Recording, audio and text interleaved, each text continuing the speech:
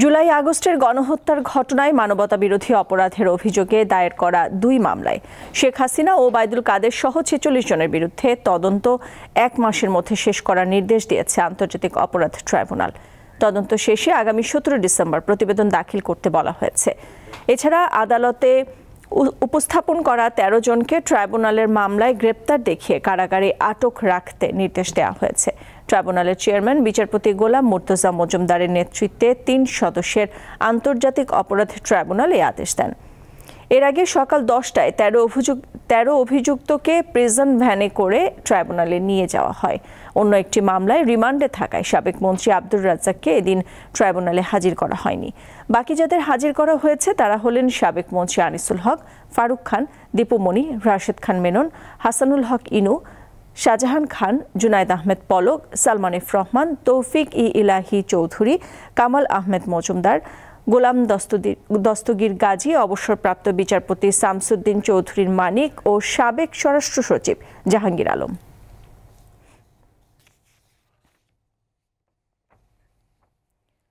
অন্তর্বর্তী সরকারের মেয়াদ 4 বছরের কম হবে, এটা আরও কম হতে পারে বলে জানিয়েছেন প্রধান উপদেষ্টা ডক্টর মোহাম্মদ ইউনূস।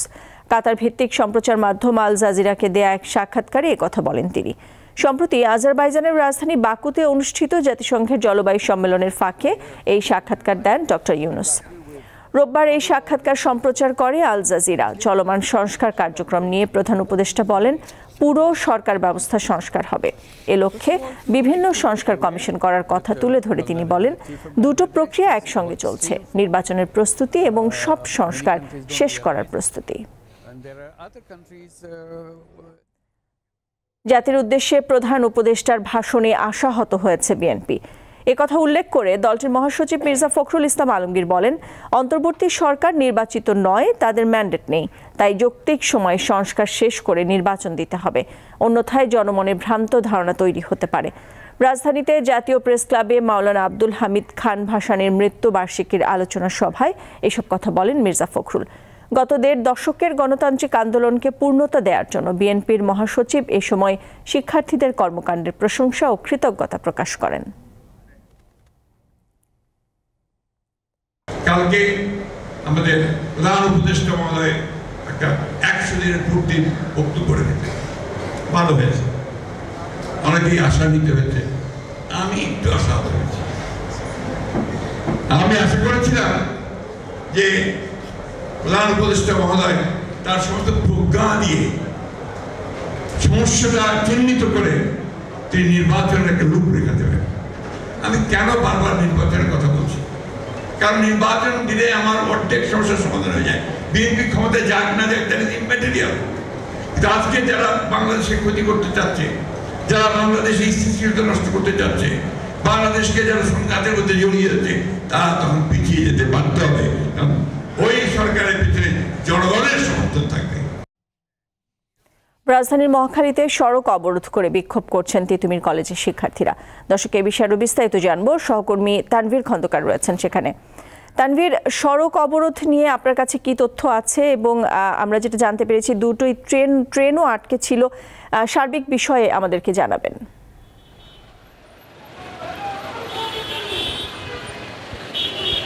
নাদিরা, আসলে তাদের যে এক দফা এক দাবি, তিতুমীর কলেজকে আসলে বিশ্ববিদ্যালয় ঘোষণা করা হবে, এই একটা দাবিতেই কিন্তু তারা এখন পর্যন্ত অটল আছে।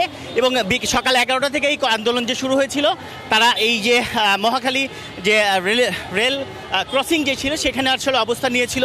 আপনারা জানেন, এরপরে কিন্তু পুরো আশপাশে মহাখালী আর চারদিকে যে এলাকাগুলো, সেগুলো কিন্তু যান চলাচল বন্ধ হয়ে যায়।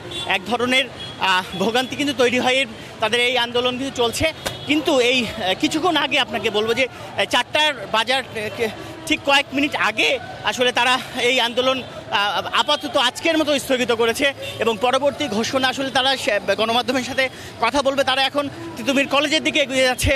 Mohakhali rail station rail crossing থেকে আসলে তারা তিতুমীর কলেজের দিকে যাচ্ছে এবং সেখানে গিয়ে তারা পরবর্তী নির্দেশনা বা পরবর্তী কর্মসূচি ঘোষণা করবে। আপনি দেখতে পাচ্ছেন অসংখ্য আইনশৃঙ্খলা বাহিনীর সদস্যরা তারা কিন্তু এই মুহূর্তে তাদের সাথে আছেন। তারা কিন্তু সেই তিতুমীর কলেজের দিকে যাওয়ার চেষ্টা করছেন। সেনাবাহিনীর সদস্যরা তারাও কিন্তু এখানে আমরা কিছুক্ষণ আগে কিন্তু এই মেহখালীর যে রেল স্টেশন, রেল ক্রসিং, সেখানে কিন্তু সেনাবাহিনীর সদস্যরাও কিন্তু ছিলেন, কিন্তু এখন শুধুমাত্র পুলিশ সদস্যদের আমরা দেখছি তারা কিন্তু এগিয়ে যাচ্ছে এই মহাখালী মোড় থেকে। তারা আসলে তিতুমির কলেজের দিকে যাচ্ছে। আমার সহকর্মী আবু তালিব শোভন আছে, আমি শোভনকে যদি দেখাতে বলি যে আসলে এখন তারা এই আমতলি জায়গাটা, যে জায়গাটা সেখান থেকে আসলে তারা সামনের দিকে যাচ্ছে। আমরা একটু কথা বলতে চাই, কোনো শিক্ষার্থীর সাথে আসলে কথা বলতে চাই। যদি সামনের দিকে এগোতে চাই শোভন, আমরা যদি একটু যাই তাহলে আমরা দেখাতে চাই যে এই যে তাদের আন্দোলন পুরো জায়গাটি, যে জায়গা জুড়ে এইখানে জায়গা জুড়ে যান চলাচল এখন পর্যন্ত যেহেতু মিছিলটি কিন্তু সামনের দিকে এগুচ্ছে, তাদের দাবি দেওয়ার কথা একটু জানতে চাই। আপনাদের এখন দাবিটা কি এবং এখন পর্যন্ত আপনারা ছাড়লেন কেন? আচ্ছা, আমাদের পূর্ব ঘোষিত কর্মসূচি ছিল যে 11টা থেকে 4টা পর্যন্ত। আমাদের টাইম শেষ হয়েছে, আমরা এই জন্য আমাদের কলেজমুখী অভিমুখে আমরা যাত্রা করেছি এবং কলেজে সংবাদ সম্মেলন করবো। এবং আমাদের একটা টিম মন্ত্রণালয়ে গিয়েছে শিক্ষামন্ত্রী উপদেষ্টার সাথে কথা বলার জন্য। আমাদের দাবি ছিল বিশ্ববিদ্যালয় কমিশন গঠনের।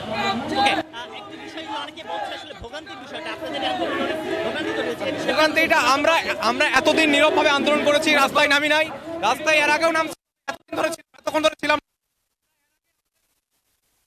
অর্থাৎ রাষ্ট্রের কর্তাদের আমরা জানিয়েছি আমাদের তিতুমির বিশ্ববিদ্যালয় হওয়ার জন্য সর্বোচ্চ যৌক্তিক, কিন্তু তারা আমাদের কথা আমলে নেয় নাই। আমাদের এই আন্দোলনটা দীর্ঘ 27 বছরের আন্দোলন।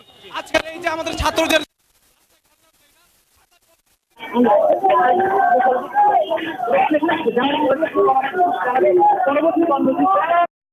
যাওয়ার পরে আসলে গণমাধ্যমকে জানাবে পরবর্তী কর্মসূচি তারা কি ঘোষণা করবে। তো নাদিরা, আমার কাছে এই ছিল সেখানকার সবশেষ তথ্য। তানভীর, ধন্যবাদ আপনাকে। আনন্দ আয়োজনের মধ্য দিয়ে 9 বছর পূর্তি উদযাপন করছে বেসরকারি স্যাটেলাইট টেলিভিশন চ্যানেল দীপ্ত টিভি। 2015 সালের 18 নভেম্বর নতুন কিছু দেখানোর প্রত্যয় নিয়ে যাত্রা শুরু করে দীপ্ত টিভি। 9 বছরে বিনোদনমূলক নানা অনুষ্ঠান এবং বস্তুনিষ্ঠ সংবাদ প্রকাশ করে এরই মধ্যে বিপুল দর্শকপ্রিয়তা অর্জন করেছে টেলিভিশন চ্যানেলটি। জন্মদিন পালন উপলক্ষে রাজধানীর তেজগাঁওয়ে দীপ্ত টিভির প্রধান কার্যালয়ে সকাল থেকে চলছে নানা আয়োজন। দুপুরের পর শুরু হয় সাংস্কৃতিক অনুষ্ঠান। এছাড়া জেলা পর্যায়েও বর্ণাঢ্য আয়োজনের মধ্য দিয়ে দীপ্ত টিভির জন্মদিন উদযাপন করা হচ্ছে।